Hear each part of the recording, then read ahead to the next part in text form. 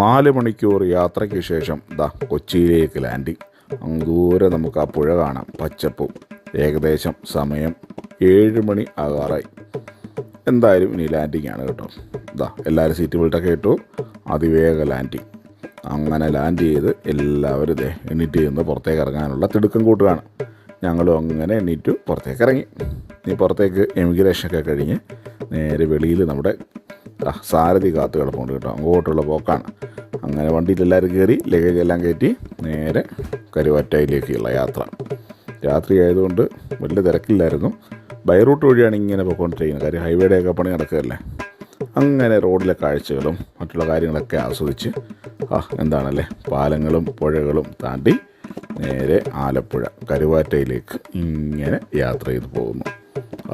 മനോഹരം.